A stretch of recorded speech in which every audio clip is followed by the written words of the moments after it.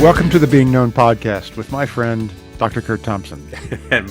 and my friend, the most beautiful man in the world, Pepper Sweeney. We are here to discover and explore what it means to be truly known. What's up, Doc? Dude, man. It's okay. Hey, I have been... I just had the occasion to be talking to a number of people in the various places I've had the chance to speak in the last, 3 or 4 weeks. And people are really, people have been expressing their deep gratitude for this series. Yeah, I've seen a lot of comments on social media and things that people are really not just enjoying it, but just really getting a lot out of it. They're doing the exercises. They're experiencing beauty in different ways. I've seen a few things where like I never thought I would like this, or I never thought, and never thought this would impact me. And yeah, it's been very cool. It's been very cool. Yeah, and I just want to say thank you to our listeners. I mean that people are expressing this means they're listening to the podcast, and we're really grateful for our listeners, and that you are giving us feedback, and we are enjoying being able to provide this for you, and we certainly love doing it. So thanks, everyone. For sure. Yeah. Thank you all very much for engaging and stepping into this and letting us know that you're enjoying it and getting a lot out of it. And along those lines, we would love if you could drop us a review on iTunes or wherever you're listening to us, because that helps spread the word, and we want the word to be spread. Yeah, right on. And those of you who are watching on YouTube, we are going to have a post show after this episode, but we do want you to know that graciously Amy is with us today, even though she has COVID. She's doing all the work behind the scenes right now, and she's going to be with us here for the post show discussion. So stick around for that after this episode. That woman is, man, amazing. Yeah. Indeed. And as we were talking before we started to record, this whole notion of like, I'd rather have Amy, well, not with COVID. That wouldn't come out right. I would rather have Amy with COVID than not her at all. I don't mean that. Amy, I don't want you to have COVID. No. But I'd rather have her, she was saying she wants to make sure that she's at her, top of her game and so forth. I'd rather have her, however that is, than to not have her at all. So anyway, thanks to Amy Cella and all that she's bringing. Totally. Yeah. Totally. So we are here today delving into episode 10 of season 8, the interpersonal nature of beauty. And we're going to be talking about the interpersonal domain of integration. Let's jump right in, Kurt. Yeah. So for our listeners who've heard us talk before about these different domains of integration of the mind, that is providing a bit of a framework for us to walk through this series on beauty, we get to this domain that we call the interpersonal domain of integration. This notion that our minds, in order for them to flourish, they require, and whether we're aware of it or not, and sometimes whether we want it to be the case or not, my mind never only belongs to me. The human mind is always in relationship with someone else. From the time we come into the world, we are in relationship with others on whom we depend, and eventually with whom we interact, and eventually, for many of us, we become those on whom others depend. But my sense of who myself is, like who I am, is only ever a function of the relationships with whom I'm interacting. And it doesn't mean that I'm just dissolving into a sea of relationships and I disappear, but it does mean that in order for me to develop my sense of myself, that is always going to be in conversation with others.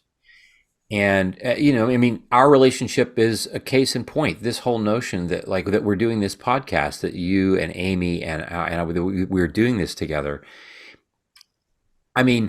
There are so many ways in which my life is what it is now, in so many beautiful ways, than it would have been before 10 years ago, before we knew each other, before the three of us knew each other.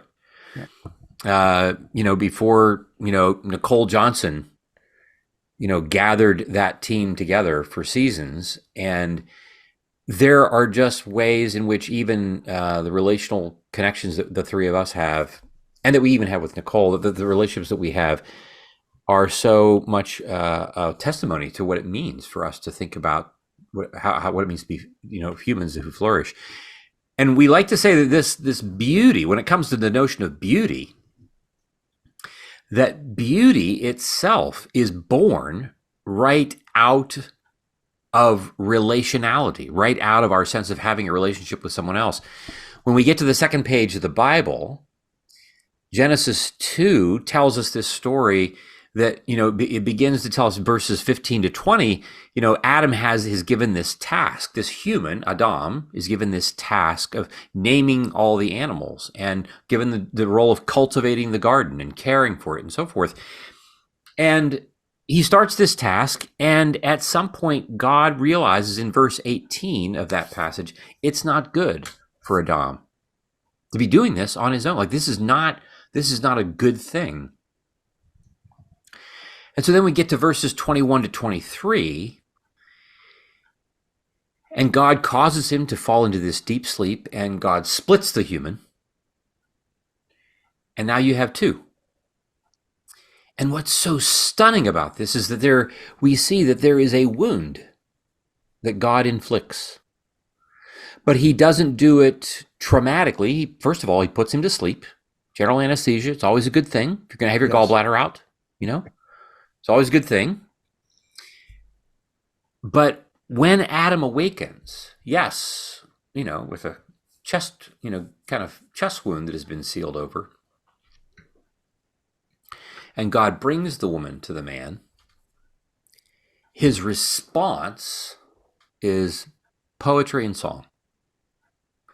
The first encounter of relationship of humans is poetry and song. It's not one of analysis. It's not one of fear. It's not one of usury. How can I use this this person as an object to suit all my needs? It is poetry and song.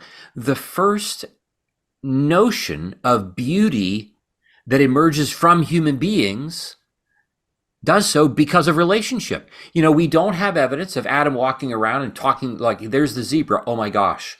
He doesn't write poetry about the zebra. He probably could. He doesn't write poetry about these things by him. No, the first beauty that we see that's coming from human beings is this notion that relationality is the ground out of which this is born. And this is important because in some respects, it's a reflection of what happened one page earlier. God is creating things in the earth, day 1, day 2, day 3, day 4, but he's doing so, as we see over the arc of the biblical narrative, it is a communal God. When God says this is good, he saw that the light was good. It's not just a monadic. It's not just a single. It is this Father, Son, Spirit, this relational, as we Christians would now see, this is a relational God. The beauty emerges as a function of relationship. And so this whole notion for humans about, like when we talk about beauty, we see that this is significant in that relationship and beauty are from the beginning intertwined. And then we see that beauty actually has a relationship with us, right? We often talk about, these 4 W's that it brings us, we wonder, welcome, worship, and then the word that you've added that's so important, this work that we have to enter into having the relationship with beauty. And then, interestingly enough, one of the things that makes us uniquely human, that tells us that we are different from any other creature, is it has to do with beauty, right? Every other creature has to feed itself. We feed ourselves. Every other creature that is a sexually reproducing animal, like they have to have sex with each other, whether it's a deer or whether it's a hedgehog, they have to do all that to reproduce. Yep, they have to do all that. We all drink water. We all do these things. But only humans respond to beauty in the way that you do. Like you don't typically ever come, you come around the corner and there is a whole, I don't know what, a herd of cattle, a flock of seagulls. What do you call squirrels? I don't know. I don't know what. Rodents, pests, things that are eating my bird feed that I'm not happy with. You got a murder of crows. And I'm not going to go there about squirrels because PETA would come after me. Yes, yes. Anyway, well, okay. So let's talk about a murder of crows since we have the adjective Yes, a murder, right? Yeah, whatever. A noun. A murder of crows. Are you serious?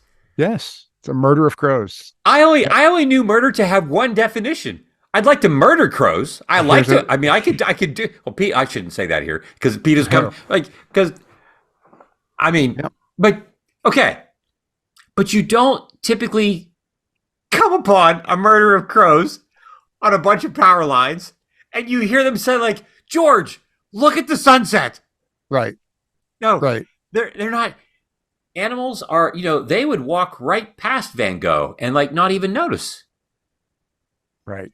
We respond to. We have a relationship with beauty in a way that no other creature does.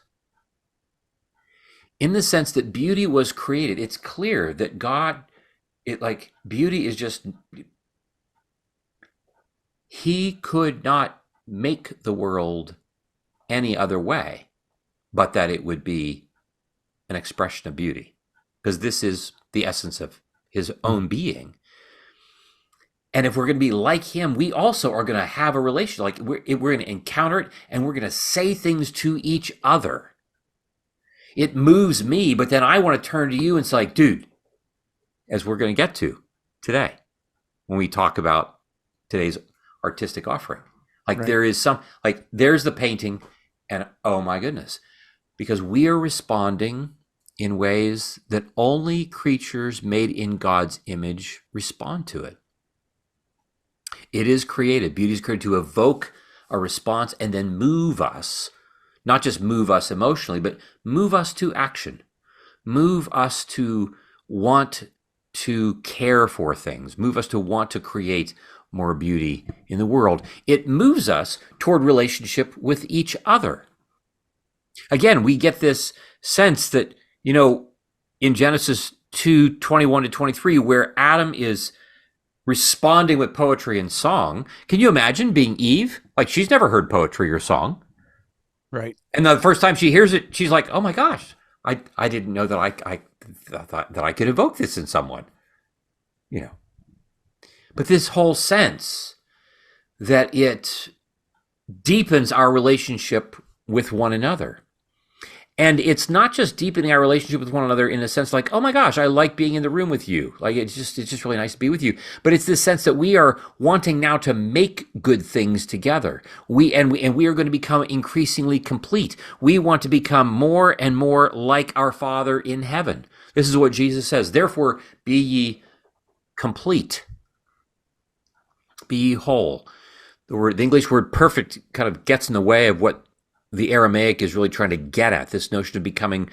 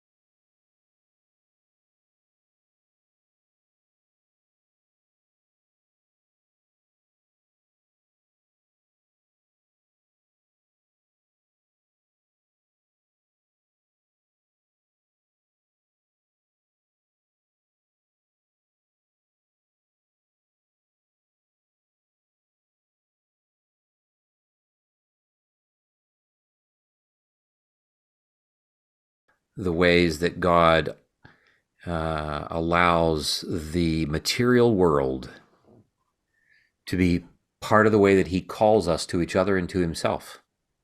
It's I love that that beauty causes us to pause. Mm-hmm. Um, it feels like, and probably every generation has always felt this way, but it feels like if there's ever a time where we need to purposely pause and allow beauty to do what beauty's going to do, Mm-hmm. and expose things to us, Mm-hmm. Mm-hmm. and then allow us to go to one another Mm-hmm. and discuss it, Mm-hmm. and Mm-hmm. but I love this pause Mm-hmm. of beauty. Mm-hmm. It's cool. Mm-hmm. Yeah, which is really different, it's than what we typically encounter in most of our media outlets. I was looking at the Washington Post today. We're recording on the 8th. I think this is the 8th, right? The 8th of December Yes. 2023. And on the front page, both above and below the fold of the Post, there's not a single story that is not anxiety provoking. Not a single story. As if those are the only stories that exist in the world. Now, all you have to do is turn 2 sections in from that, and you get to the style section. And when you pull the style section out and you look at it, it's as if the front page doesn't exist. Because here we're going to talk about movies, and we're going to talk about this, and we're going to talk about that. And, maybe the beauty here, or the symphony there, or the this or that, or this rapper or that artist, so forth. We're going to talk about the style section, all of which are reasonable things to talk about. But when you get to it, it's as if what you just encountered on the front page, which is nothing but fear mongering, somehow you just turn the channel. And that is not pausing. Pausing is looking at the front page and waiting long enough to be curious about, wait a minute, where is the beauty in Gaza right now? And we might say, oh, there's no beauty in Gaza with all of the violence. And my guess is we will only later hear stories of beauty and goodness that are emerging out of the carnage, but nobody wants to talk about that. To pause means to wait long enough to consider and to look for and to peer and to gaze, to be present and wait for beauty to emerge, not by simply distracting myself by looking at the style section and pretending that the front page doesn't exist, but by being at the front page and looking for beauty in the places that we would least expect to find it, which is exactly what God does when Jesus comes. And it's exactly what happens to Jesus. When we look at the crucifixion, we would say there's nothing about this. There's nothing about this where beauty exists. But if we look at it through the lens of Easter, then we see that we can begin to imagine beauty in the very space of the most horrific thing human beings have done to each other. We're pretty good at doing horrific things to one another. But it'd be pretty difficult to do anything worse than to crucify somebody.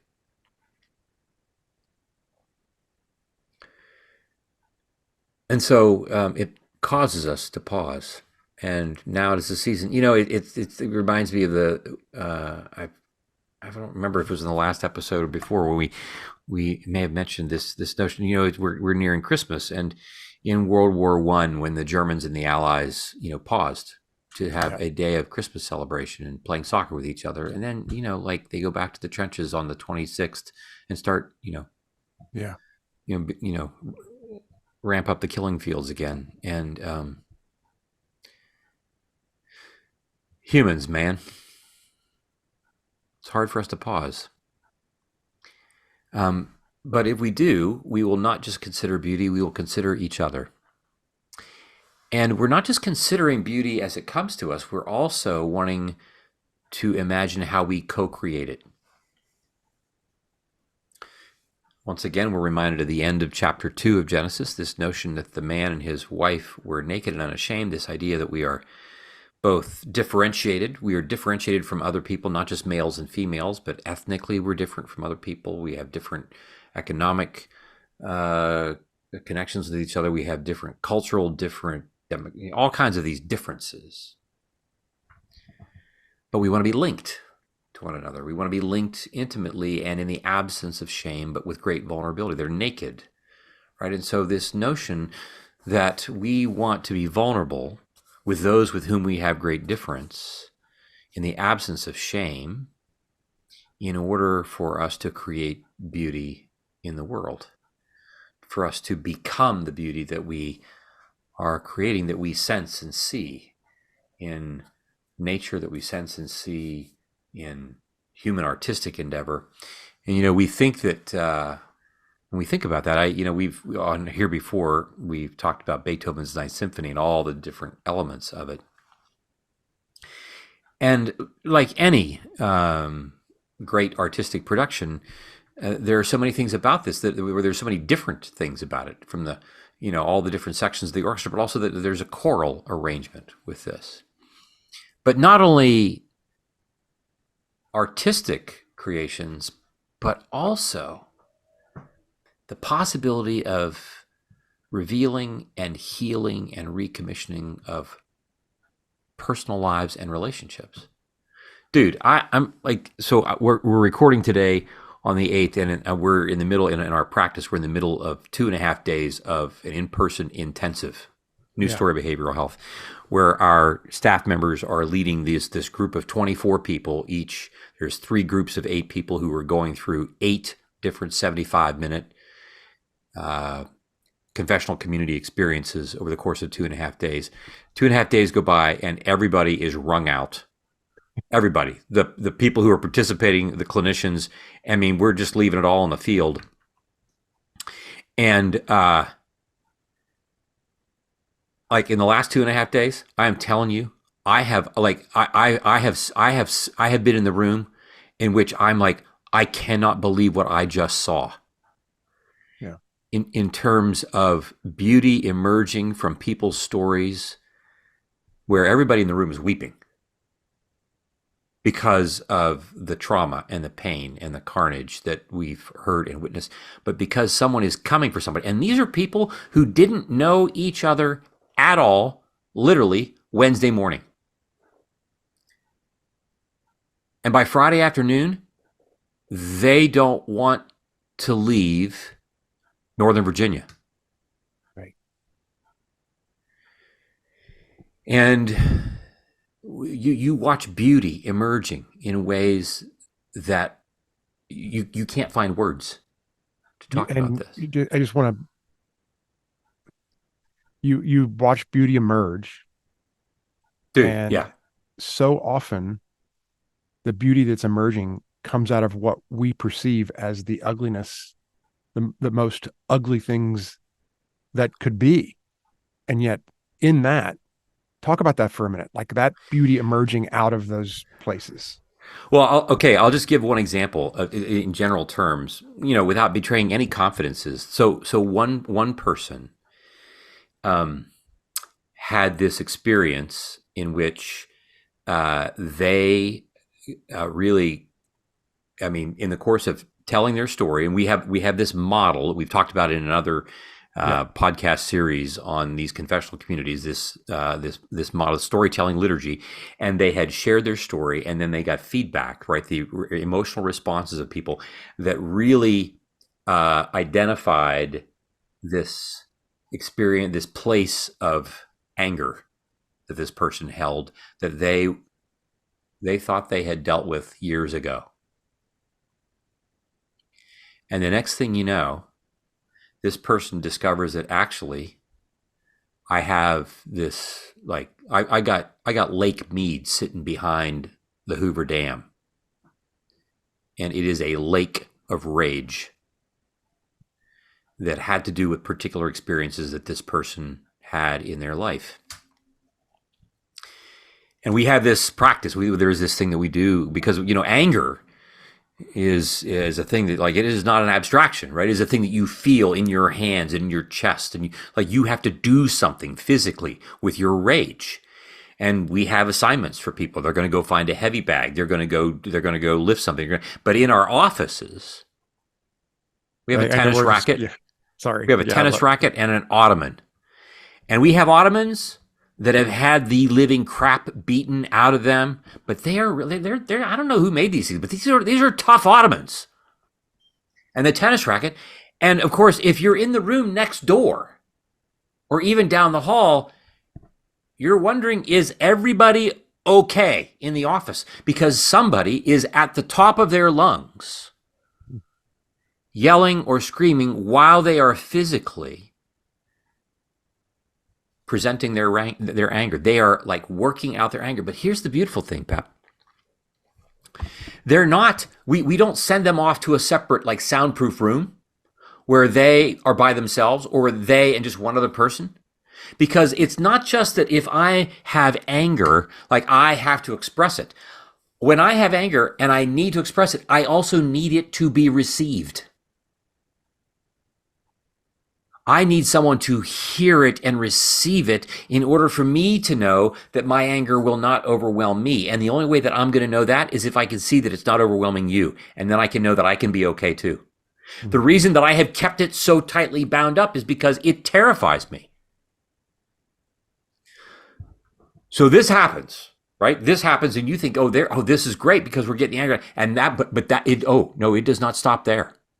Because what happens next is that this person later circles back around. This is when I was in the room with them. This person circles back around and says, right now I'm worried. I'm worried because there's a part of me that feels really ashamed for having done in this room what I did. Because, evil is going to use shame at every opportunity it has, even when good work is being done, especially when good work is being done. And this other person, so there's the storyteller, and they in particular were directing their concern toward one other person in the room that they thought they were afraid to look at them. And this other person said, I can't tell you how much comfort and confidence I have right now, how much more connected I feel to you because of all that you brought into the room with your anger. Because it gives me a sense of comfort and confidence that I can be the same way, because I know that I have anger that I didn't know that I had before you brought this into the room. And I just want you to know, if there's more, I want it. I want it in the room. I'm not going to tell you not to be ashamed. I'm going to tell you to look at me, looking at you, and tell you how grateful I am that you, with all your parts, with all your anger, are in the room. And the storyteller then says this. So I said, so what's coming up for you now that you've heard this other person? And he said, like, oh my gosh, like he said, the closest thing I can come to it is joy. He's not done. And it's like, okay, the closest I have to it is the joy that I felt at the birth of my daughter. He said, yeah, it's new birth. It's new birth. And I'm like, holy freaking cow. It's new life. Like this is new. This is John 3:16. This is the gospel in living, breathing, embodied color. This is beauty. This is spiritual formation happening in the room. This is the gospel being woven into and worked out in real time and space. But that's not it. That's not the only thing, because there are other people in the room who are watching this happen, whose lives are being, at first, like other people say, like, yes, at first I was really afraid, because anger is a terrifying thing. And then I just find myself becoming more comfortable because everybody else because they were also contained by the community. Like, the community held the anger. They didn't shame it. The anger was contained too. This person wasn't like shouting at people. They weren't throwing lamps around the room. It was directed physical response. And what do you get out of this? New birth. Like, you can't make this stuff up. Right. And this will now be energy, this beauty But this is how he was talking about. Like, how do you go? Like, only the God of the Bible takes rage and turns it into beauty. It was killing me. Yeah. And I mean, and so this personal transformation that's taking place for the storyteller only happens because it's interpersonal changes that are happening. It's the interpersonal domain of how beauty, because it's happening between people that we otherwise, I'd like to, no, I'm just going to contain my anger because I'm too terrified that if I bring it into the room, all the destruction that it's going to bring, and people, I'll be ashamed, and people will not want to have anything more to do with me, and so forth and so on. And so this is one of these, we often talk, we talk here about this arc of the biblical narrative and moving from imagination to incarnation, making it an embodied thing. This is something that was in the mind of the storyteller that then became fulminant and embodied and material as he hits the ottoman. But then as he names his shame, and then as someone comes for him, and shame, like, I transform it into joy. Like, you just, and so it then comes back to other people. It affects other people's imagination about what they imagine that they can become, because it's not good for the man to be alone, God says to himself. So we're going to do it this way. And because there will be relationship in the world, just like with us, because there will be relationship, even in the middle of wounding, the result is poetry and song. Interpersonal development of beauty. Man. Yeah, it's just amazing what God's doing. Amazing. It's just, thanks be to God. Yeah. Yeah. Yeah. Well, I think that brings us today's artistic offering. Yeah. And last week we asked you to spend some time with Van Gogh's irises. And throughout the week, I have a page on my computer. I've downloaded the image, and throughout the week, I've just been, whenever I can, pausing, turning to it, sitting in front of it. I have it right now on my second screen here, and it's absolutely mesmerizing and beautiful. And so I about 12 years ago, my wife and I moved our family from Los Angeles back to Kentucky. We've been very happy about this move. We love it here. There are a few things that I miss about Los Angeles, aside from some friendships. That there are a few places that I miss. Not necessarily in this order, but I would say Trader Joe's. Although we just got one nearby, and I'm very excited about great. that. Great. In-N-Out Burger, which I don't know that they'll ever make it to Kentucky, but I was just in Texas last week, and they had them there. Wow. And the J. Paul Getty, the museum, the Getty Museum. And this was a place that we would go to as a family probably 2 or 3 times a year. And it is, if you've never been, it's a must. I would recommend going at some point.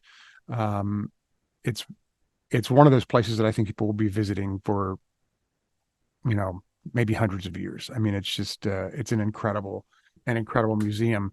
The museum itself is fantastic. And I want to talk a little bit about that before I get to irises, because the experience of going to the Getty, well, I oftentimes went with, like I said, with my family. We would have family in from out of town. We would take them.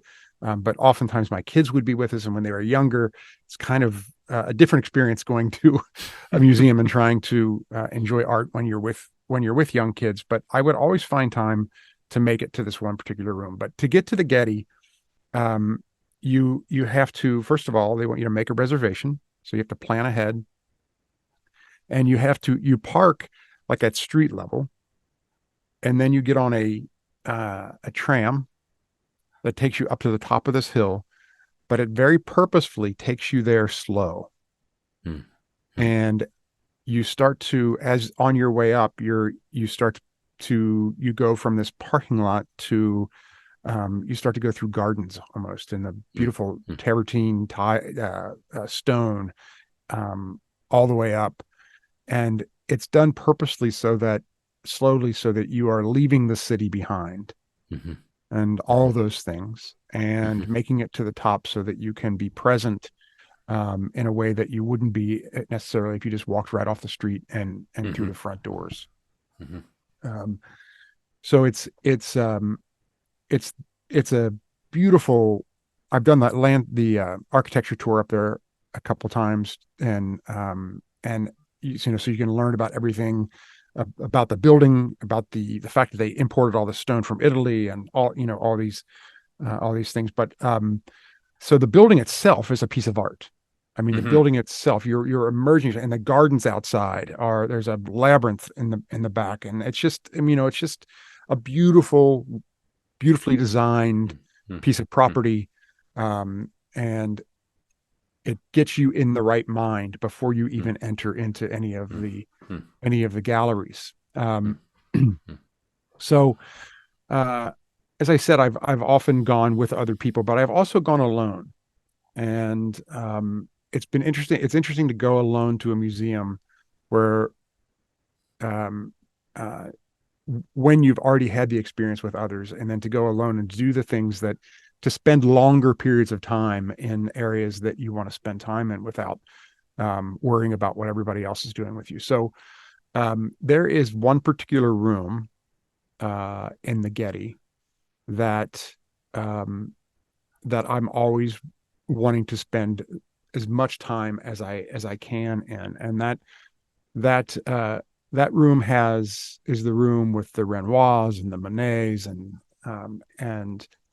I enter that room and I know that on the far wall is the irises and mm, um, I do everything that I can to not even get a glimpse of it as I'm experiencing the other uh, artwork, but it's beckoning mm, me, right? mm, Because mm, mm, I just find it mm, so beautiful. So I'll sit with some of the other paintings along the way, and then um, approach the irises from the front. And I just, there's something about the mm, composition and the color that draws you in um, and mm, affects mhm, you. And mhm, a little bit of backstory in May of 1889, um, after Van Gogh had some episodes of self mutilation and hospitalization. He was in an asylum in Saint Remy, France. And there, in the last year before his death, he created almost 130 paintings. mm, And within the first week, he began the irises. And the irises are um, they were painted from the grounds of the asylum. That's where he found this mm, beauty, and that's where he created these things. And he was thinking of them just as study, right? But his brother Theo saw them as much more than that, and I love that this beauty wasn't mhm, would not have been discovered were it not for mhm, relationship, mm, right? mm, Like you were mm, saying, mm, um, and um, the there's no known drawings of painting, and mm, mm, so they think that he just painted um, directly to the canvases as he was doing these. Um, each one of them is unique. Each one of the paintings of the irises is unique. He very obviously carefully studied the movements. You can see a lot of movement of the irises oh, it's in amazing. here. Yeah. Yeah. There's this silhouettes, there's twisting colors, and um, just incredible work. Um, and uh, Mm, just mm, having the opportunity to allow mm, the irises as I'm looking at them right now to affect me mm, mm, and to see the depth of the colors mm, and um, just you know just absolutely beautiful. mm, mm. Yeah.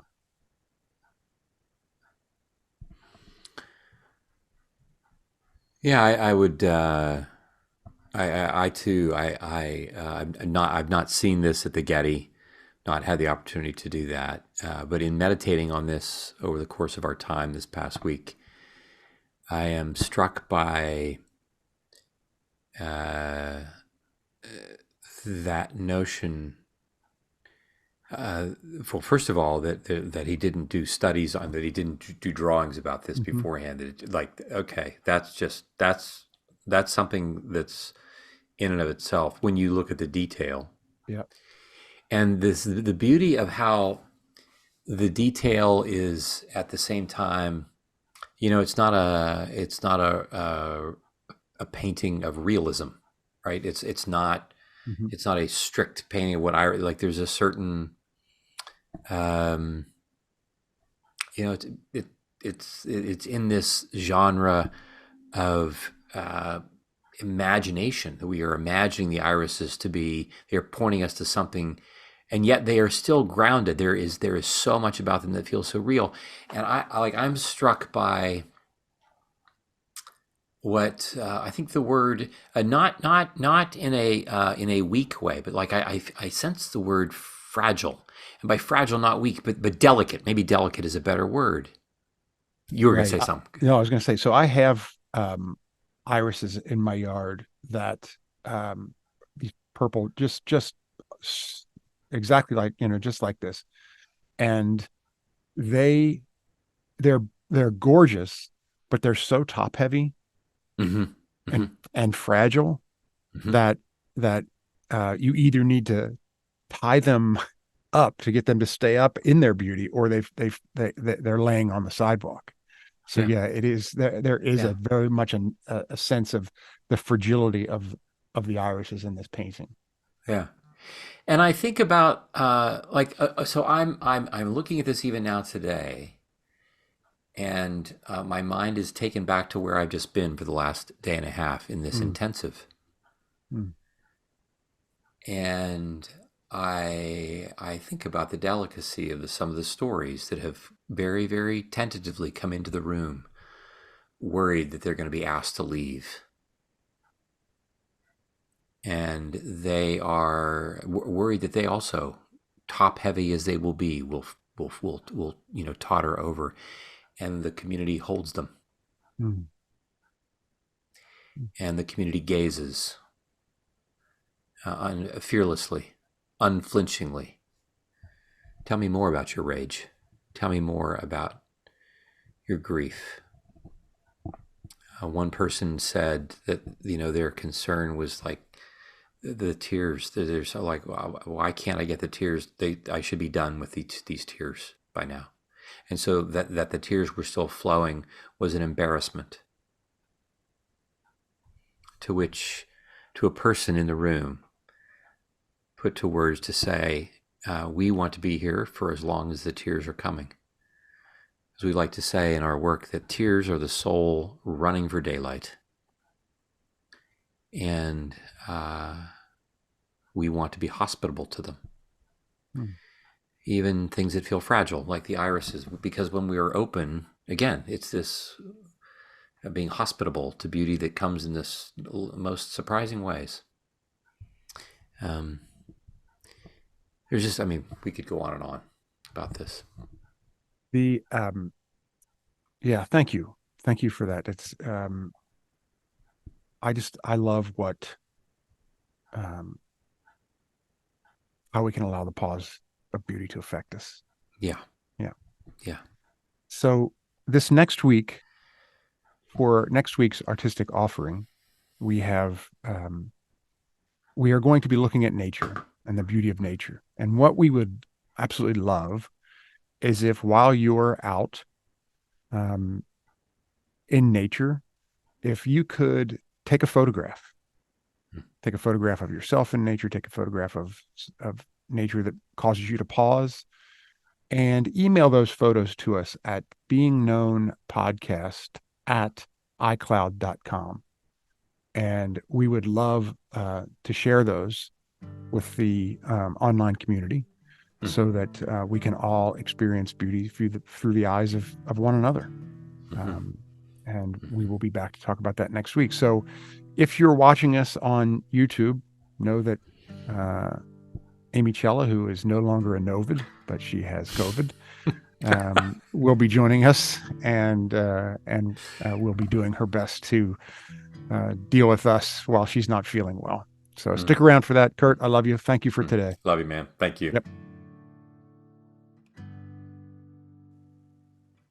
There she is. There she is. Our golden girl. There you go. Hi, guys. Hey. No longer a Novid. No. It's a scurry or a dray. In case anyone's still wondering what a bunch of squirrels are called. Scurry or dray. Wait, scurry or a... Dray. D-R-A-Y. A dray of squirrels. A scurry of squirrels. Wow. So... Look at that dray scurrying. Wait, what are you talking about? Oh, there's 4 squirrels running across the road. Eating all my That's bird great. feed. Oh, yeah. Okay, guys. So I share my recording studio with a construction company. And they don't always coordinate with me. They don't text me and say, "Hey, are you recording?" So do let me know if it becomes distracting. They're demolishing an apartment below me. So It's a new artistic expression, I understand. Like you yeah, go to the of Getty, sorts. It's beautiful. You go to the Getty, you go to the Getty, you walk into the sound room, and they just have the noise of a construction company, like breaking up an apartment. Yeah. Pep's muted, and I can't tell if he was trying to I'm muted something. because you may have construction going on downstairs, but I must be getting something delivered upstairs because my dog is barking. Ginger's going crazy. That's right. Going crazy. So she just stopped. That's right. Yeah. Wow. Oh my gosh. Okay, even though I have COVID, it was okay, it's so good. So I have two thoughts. One is, okay, the idea that we want to tell people about art. We want to, if we see something beautiful, we want to tell our friends. And there's it's actually a road. It's not a path, but it's a road. It's called Tiger Tail, close to my house. And during COVID, I probably walked this road 100 times, no exaggeration. And I never saw this one particular thing. And then the other, about a month ago, I was walking, and there were 2 gals coming down, and I have my AirPods in, and they're pointing at something, and they're getting out their camera to take a picture, and they're laughing.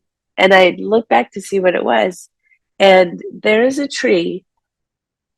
I don't know what kind of tree, but the trunk goes straight, and then it goes out. I don't know how somebody did this, and it makes a literal circle, and then it gathers at the top, and then the tree part at the top. I'll post pictures of it. Oh, you gotta. Right? I've never heard of such a thing. No, and I'm like, they're like, is it real? And they go, it's real, and they're trying to boost this was a beautiful thing. They're trying to boost each other up onto the circle, to take a picture. But it's like, okay, somebody did that. Trees don't grow that way. And it's almost a perfect circle. And I thought, I have walked by this thing 100 times. And then each time I go, I have to, it's not even like I see it. I have to remind myself, oh, that tree is right there. And so, and if it weren't for those girls, I would not have seen it. Right. Totally. And then walking down Tiger Tail, which I had seen before, you can see a view of the Getty, which, as we're doing this season on beauty, I'm like, it just means, because of the conversations we're having here, seeing the Getty, it's like, oh yeah, that's cool. That's the Getty. What? But it's like, it means more, and everything's connected. Right? Yeah. beautiful. You had another point you wanted to make. Okay. Yes. Okay, Van Gogh, and just the idea that the asylum brought such beauty, and such pain and heartache that Van Gogh, and beyond heartache that Van Gogh had, that you think there is, how can beauty come from that? And Theo, his brother, who saw it in him before he saw it, it's just very moving to me. Yeah. Yeah. Yeah.